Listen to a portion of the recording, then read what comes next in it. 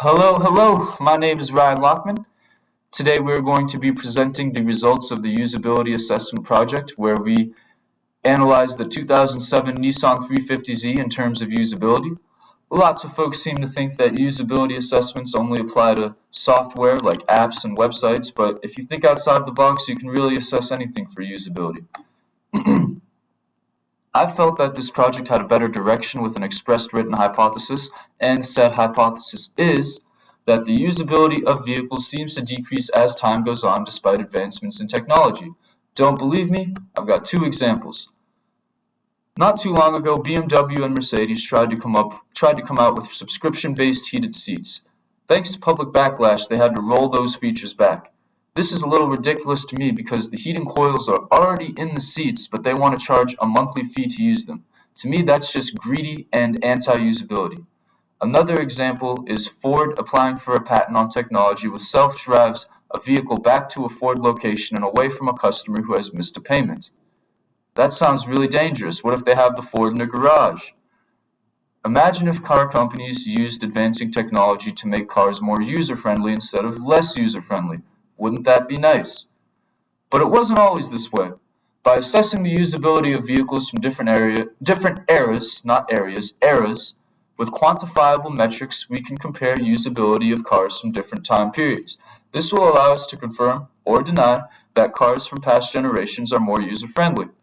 For the purpose of this project, usability is defined as the extent to which a product facilitates specific goals with effectiveness and efficiency.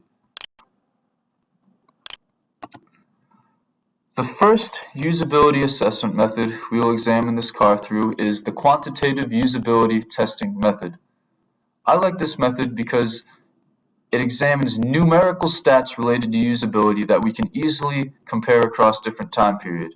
These metrics include stereo unit specifications, acceleration stats, number and value of ease of use features, number of tools needed for an oil change, and the average time needed for an oil change.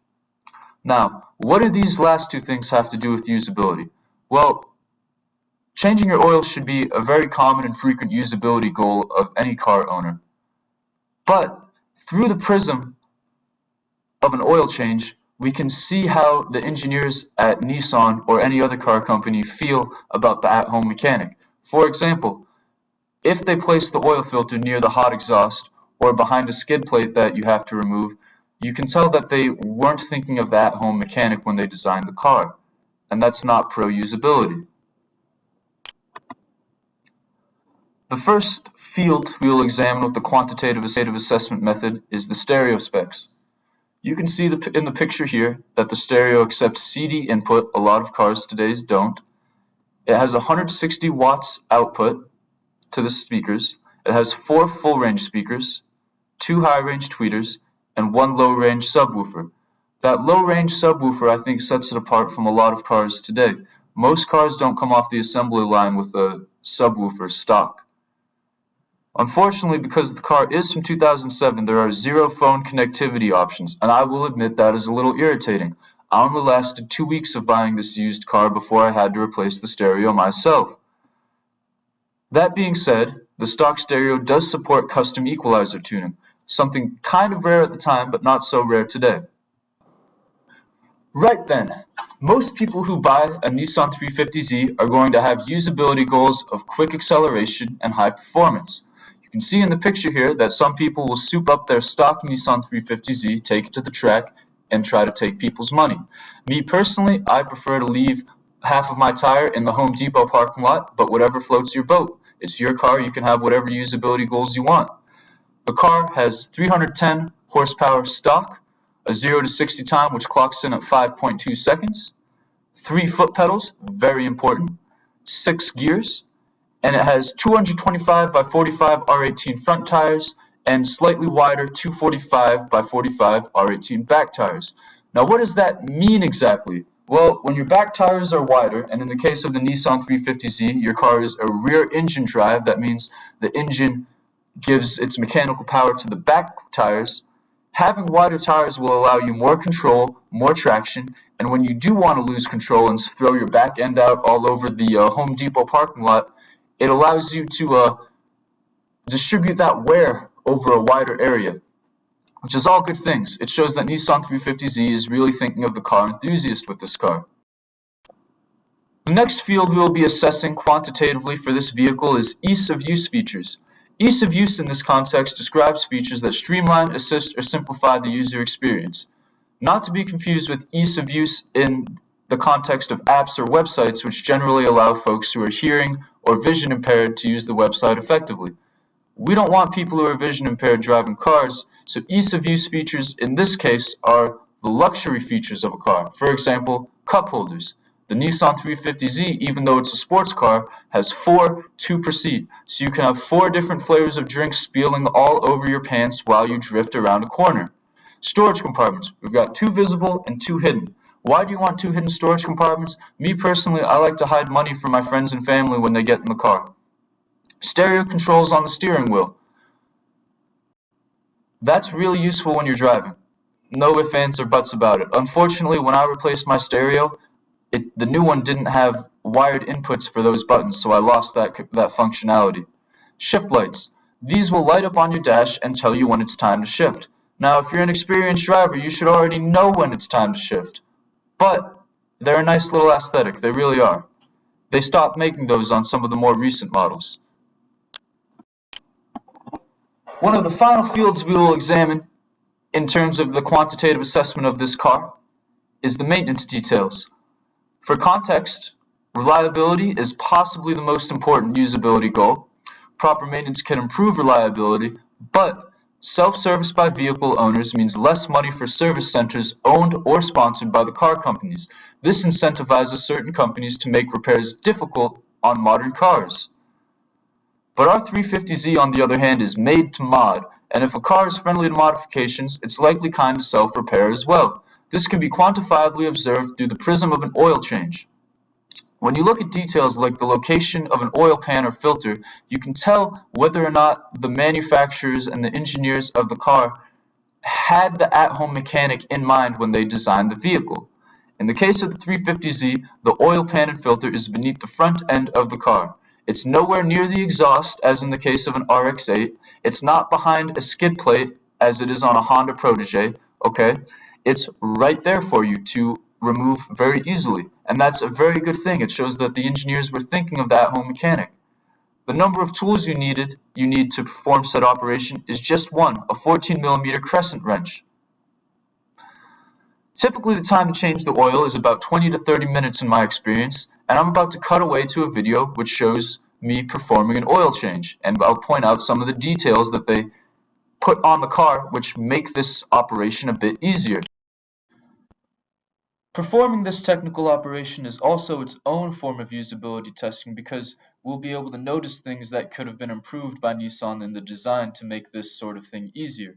Alrighty, once we've got everything we need together, we're going to lift the front of the car off the ground in order to access the oil pan. Alright, you can do this with jack, you can do this with stilts. I've even done it with that bumper over there, but today I chose courtesy. Whatever you want to do, you want to get it off the ground a little bit so you can slide under there. Yes, indeed. You really don't need that many tools. That's an indication that the Nissan engineers did have the at-home mechanic in mind. Certain cars you need a whole bunch of tools. You got to remove skid plates and this and that to change the oil. But for this one, all you really need are some Leathermans for the oil nut there.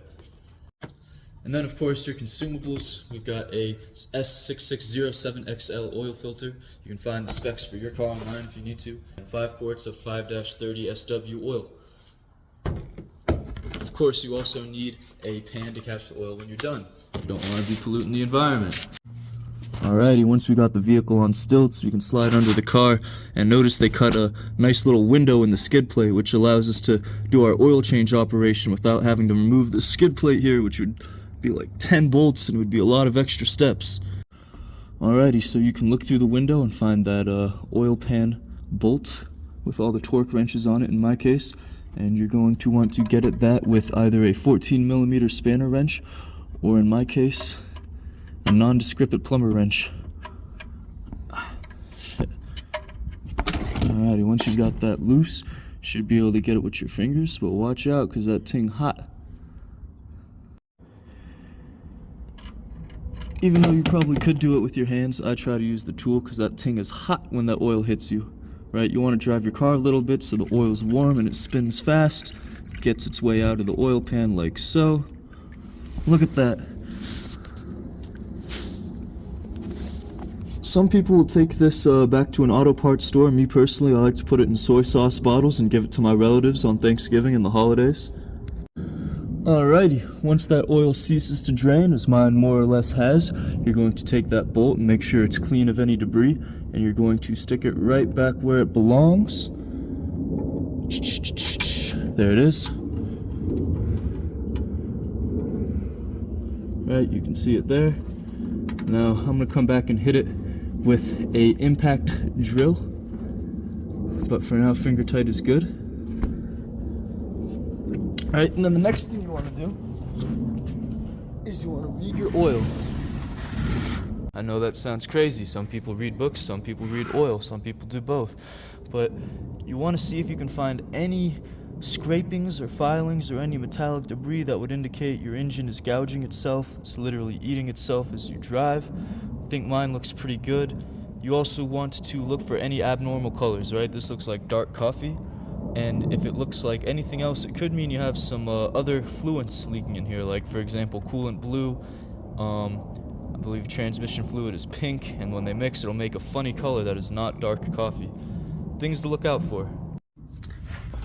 Alright, next thing you want to do is locate the oil filter and change that thing. It's hard to miss mine because it's bright orange. It matches the vehicle, basketball yellow. Alright, I'm gonna get my hand on there. I don't know how well you'll be able to see this. I'm using a rag because that thing is hot, and as much as I like to think I'm a fictional character, I'm not. It's probably gonna burn me anyway.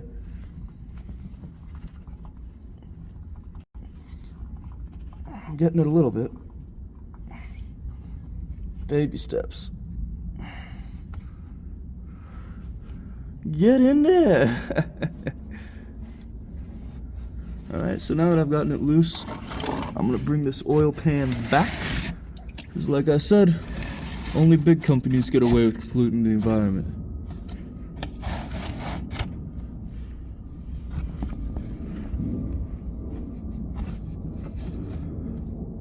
Woo! Oh yeah! Got that dinosaur juice on my hands. I'm just gonna let it do its thing there.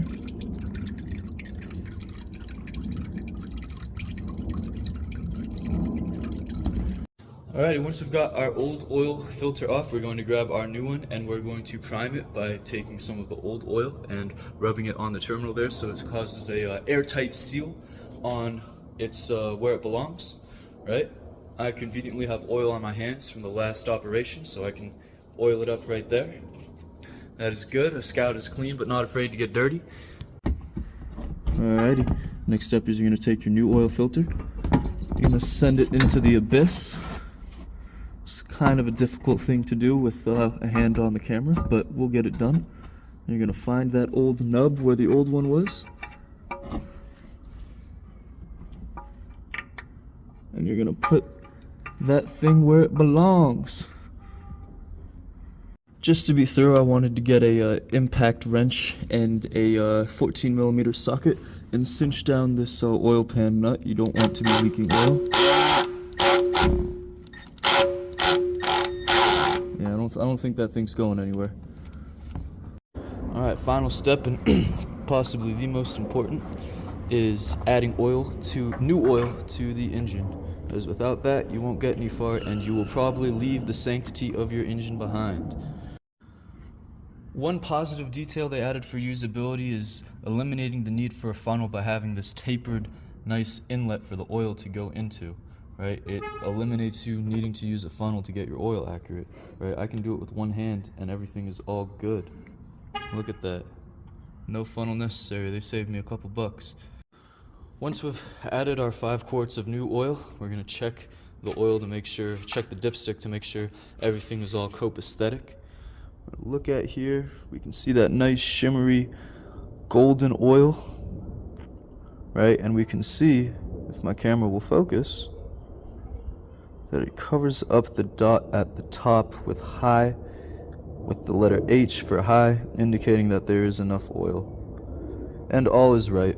One more detail I noticed that has to do with usability that could be improved by Nissan is the coolant tank here, the coolant reservoir. Right? If you look at it from the side, it looks like it has low coolant, maybe 33%, and it needs new coolant. But after some looking around, I found that there's a gauge, a level here. It says max and then min below it, and it's actually above max. I actually went out and bought new coolant one time because I thought mine was low, because I was fooled by this gauge being hidden. Anyway, thank you for watching. Have a good day. Alright, on the last couple of slides, we've accumulated some very useful stats for comparison. But what are stats without context? In order to provide a control group, we will compare the usability stats of the 2007 Nissan 350Z to Arizona's best-selling 2023 vehicle, the Dodge Ram 1500.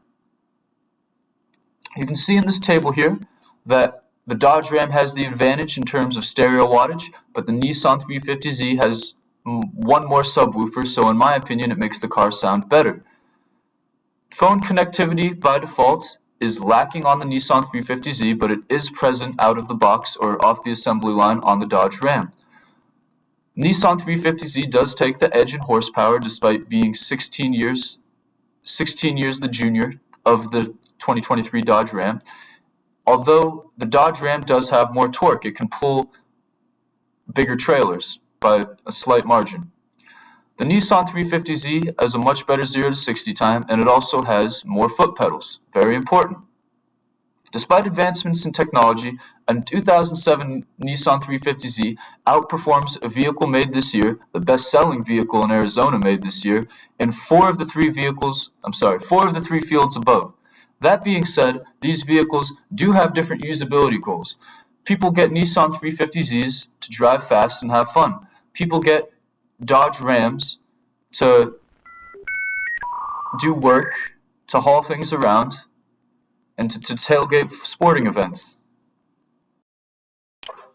Alrighty then, let's summarize what we spoke on today.